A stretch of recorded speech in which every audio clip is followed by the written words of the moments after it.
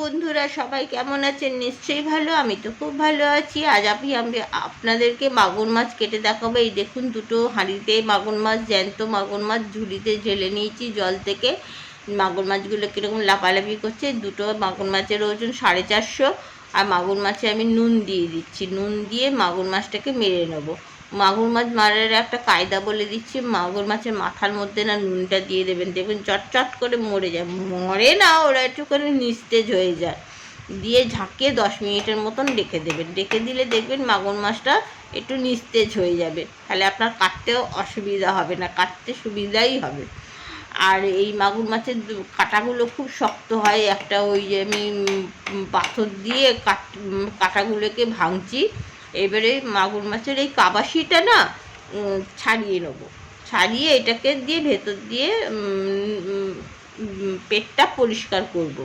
এই কাবাসিটাকে ছাড়িয়ে নিলাম। ছাড়িয়ে নিয়ে এই বটি দিয়ে একটুখানি টান দিলেই না কাবাসিটা মানে আলগা হয়ে যায়। আলগা হয়ে যাওয়ার পর তারপর বটি দিয়ে আপনারা এটাকে কেটে নেবেন। আর এই যে কাবাসিটা না আপনারা না ফেলবেন না। কেননা বলছি, ইচ্ছা হলে ফেলে দেবেন, আমরা ফেলি না। কারণ এই কাবাসিতে না প্রচুর ক্যালসিয়াম। মাগুর মাছের এই কাবাসিতে এত ক্যালসিয়াম না কি বলবো। যাদের ক্যালসিয়ামের অভাব আছে তারা এই মাছের কাঁটা চেবানো, ছোট মাছ খাওয়া, এগুলো করলে না তাদের শরীরে ক্যালসিয়ামের অভাব অনেক কমে যায়। মাগুর মাছের এই কাঁটা আমি তো ফেলি না, কেননা আমিই খাই। কেননা আমি কাঁটা চেবাতে ভালোবাসি। আমার শরীরে ক্যালসিয়ামের অভাব আছে, যার জন্য আমার অসুবিধা হয় না, হাতে পায়ে যন্ত্রণা অনেক কম হয়। এবার মাগুর মাছটাকে না আমি একটু ছাই মাখিয়ে ভালো করে চেঁচে পরিষ্কার করে নেবো। কেননা মাগুর মাছ খুব স্লিপারি তো। জিওল মাছ একটু স্লিপারি হয়।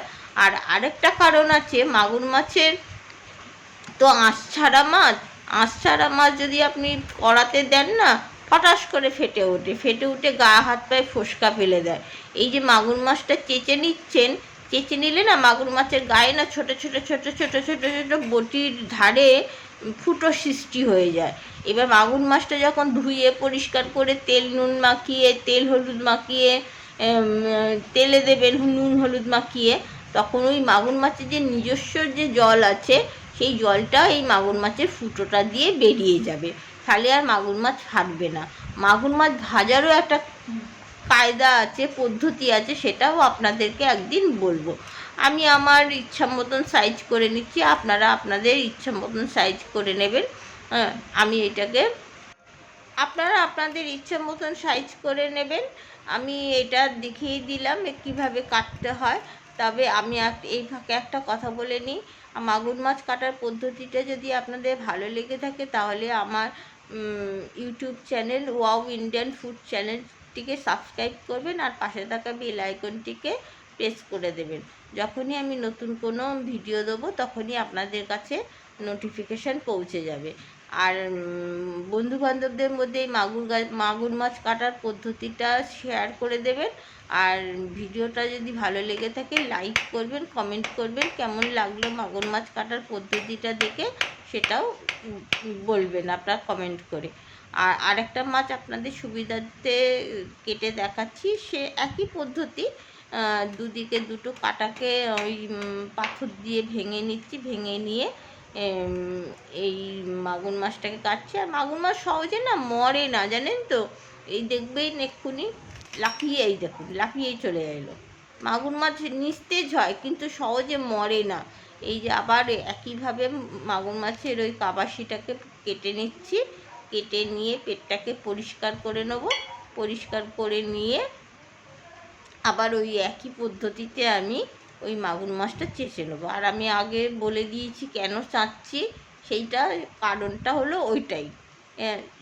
আমরা ট্যাংরা মাছও এরকমভাবে চেঁচে নিই যাতে না ফাটে, বোয়াল মাছও চেঁচে নিই যাতে না ফাটে। এই ছাই মাখিয়ে স্লিপারিটাও চলে যায়, তাড়াতাড়ি ধোয়াও হয়ে যায়, জল কম নষ্ট হয়। এরকমভাবে চেঁচে নিচ্ছি। চেঁচে নিয়ে মাগুর মাছের গায়ে ফুটো সৃষ্টি করে দিচ্ছি যাতে ফেটে আপনাদের মুখ চোখ, আমাদের কারুর যেই রান্না করুক না কেন মুখে চোখে যাতে ফোস্কা না পারে, গরম তেল ছিটকে না লাগে, ফোস্কা না পারে। এইভাবে করে কেটে নিলাম, মানে চেঁচে নিলাম, কেটে নিলাম। এবারে আমার সাইজ মতন কেটে নিচ্ছি, কেটে নিয়ে এবারে আপনারা আপনাদের সাইজ মতন কেটে নেবেন। আমার এই ভিডিওটা কেমন লাগলো আপনারা কমেন্ট করে জানাবেন। এই ভিডিওটা দেখে আপনারা বন্ধুবান্ধবদের শেয়ার করে দেবেন। আজ আসি, টাটা।